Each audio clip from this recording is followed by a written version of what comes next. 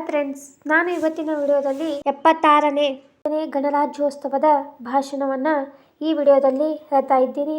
ಮೊನ್ನೆ ತಾನೇ ಒಂದು ಭಾಷಣದ ವಿಡಿಯೋವನ್ನು ಹಾಕಿದ್ದೆ. ಈಗ ಮತ್ತೊಂದು ಭಾಷಣದ ವಿಡಿಯೋವನ್ನು ಹಾಕ್ತಾ ಇದ್ದೀನಿ.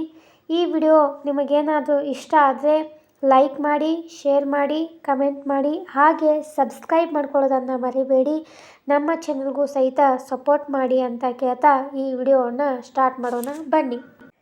ವೇದಿಕೆ ಮೇಲಿರುವ ಗಣ್ಯರೇ, ನನ್ನ ನೆಚ್ಚಿನ ಶಿಕ್ಷಕರೇ ಹಾಗೂ ಸಹಪಾಠಿಗಳೇ, ನನ್ನ ಮುದ್ದು ಮಕ್ಕಳೇ, ಎಲ್ಲರಿಗೂ ಗಣರಾಜ್ಯೋತ್ಸವದ ಶುಭಾಶಯಗಳು.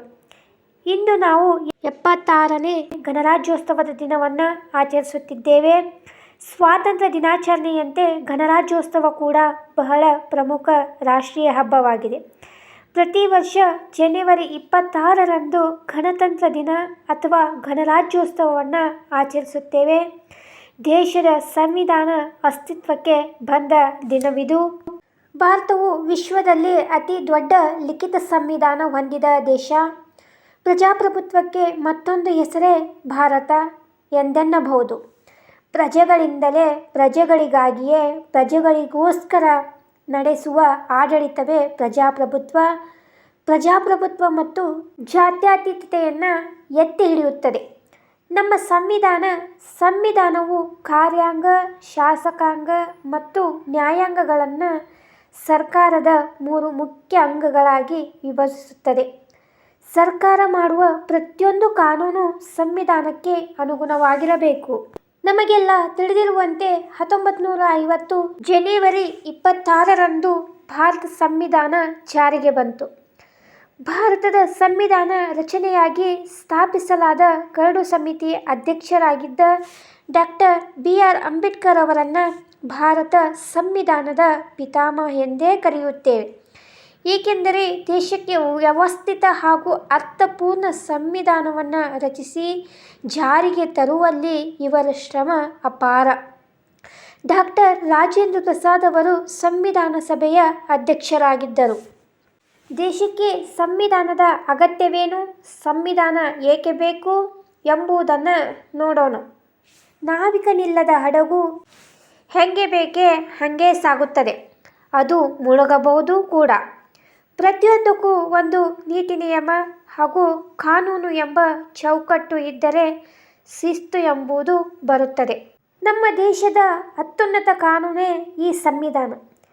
ಸರ್ಕಾರದವರೇ ಆಗಿರಲಿ, ಎಷ್ಟೇ ದೊಡ್ಡ ಶ್ರೀಮಂತನೇ ಆಗಿರಲಿ, ಸಾಮಾನ್ಯ ಪ್ರಜೆಯೇ ಆಗಿರಲಿ, ಯಾರೂ ಕೂಡ ಈ ಸಂವಿಧಾನವನ್ನು ಮೀರಿ ನಡೆಯುವಂತಿಲ್ಲ. ಸಂವಿಧಾನಕ್ಕಿಂತ ದೊಡ್ಡದು ಯಾವುದೂ ಇಲ್ಲ. ಭಾರತದ ಮೂಲ ಸಂವಿಧಾನವನ್ನು ಕೈಬರಹದಲ್ಲಿ ಬರೆಯಲಾಗಿದೆ. ಇದನ್ನು ಭಾರತದ ರಾಜಧಾನಿ ನವದೆಹಲಿಯಲ್ಲಿರುವ ಸಂಸತ್ ಭವನದಲ್ಲಿ ಜೋಪಾನವಾಗಿ ಇಡಲಾಗಿದೆ. ಆರಂಭದಲ್ಲಿ, ಅಂದರೆ ಸಂವಿಧಾನ ರಚನೆಯಾಗಿ ಜಾರಿಗೆ ಬಂದಾಗ, ಅದರಲ್ಲಿ 8 ಅನುಚ್ಛೇದಗಳು ಹಾಗೂ 22 ಭಾಗಗಳು ಹಾಗೂ 395 ವಿಧಿಗಳಿದ್ದವು.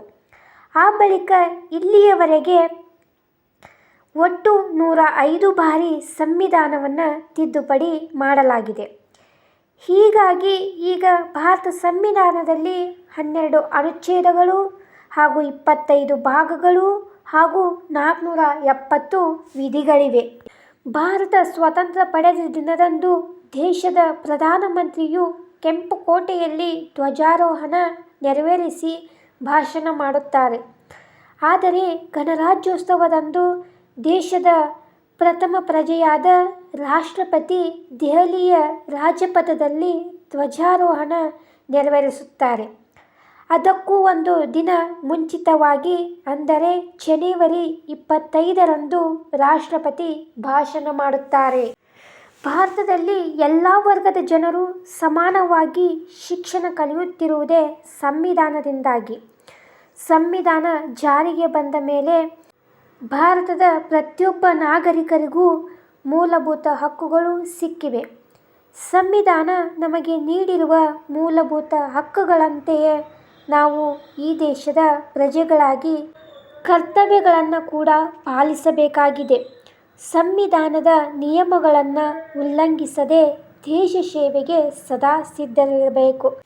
ನನಗೆ ಇಲ್ಲಿಯವರೆಗೆ ಭಾಷಣ ಮಾಡಲು ಅವಕಾಶ ಮಾಡಿಕೊಟ್ಟಂಥ ಎಲ್ಲರಿಗೂ ಧನ್ಯವಾದಗಳನ್ನು ಹೇಳುತ್ತಾ ನನ್ನ ಈ ಚಿಕ್ಕ ಭಾಷಣವನ್ನು ಇಲ್ಲಿಗೆ ಮುಗಿಸುತ್ತೇನೆ. ಜೈ ಹಿಂದ್, ಜೈ ಭಾರತ್ ಮಾತೆ. ನೋಡಿ ಫ್ರೆಂಡ್ಸ್, ನಾನು 75ನೇ ಗಣರಾಜ್ಯೋತ್ಸವದ ಚಿಕ್ಕದಾಗಿ ಭಾಷಣವನ್ನು ಈ ವಿಡಿಯೋ ಮುಖಾಂತರ ನಿಮಗೆ ಹೇಳಿದೆ. ನನ್ನ ಚಾನಲ್ನಲ್ಲಿ ಇದು ಗಣರಾಜ್ಯೋತ್ಸವದ 2ನೇ ಭಾಷಣವಾಗಿದೆ. ಈ ವಿಡಿಯೋ ನಿಮಗೇನಾದರೂ ಇಷ್ಟ ಆದರೆ ಲೈಕ್ ಮಾಡಿ, ಶೇರ್ ಮಾಡಿ, ಕಮೆಂಟ್ ಮಾಡಿ, ಹಾಗೆ ಸಬ್ಸ್ಕ್ರೈಬ್ ಮಾಡ್ಕೊಳ್ಳೋದನ್ನು ಮರಿಬೇಡಿ. ನಮ್ಮ ಚಾನಲ್ಗೂ ಕೂಡ ಸಪೋರ್ಟ್ ಮಾಡಿ ಅಂತ ಕೇಳ್ತಾ ಈ ವಿಡಿಯೋವನ್ನು ಇಲ್ಲಿಗೆ ಮುಗಿಸಿ ಮುಂದಿನ ವಿಡಿಯೋದೊಂದಿಗೆ ಸಿಗುತ್ತೇನೆ. ಧನ್ಯವಾದಗಳು.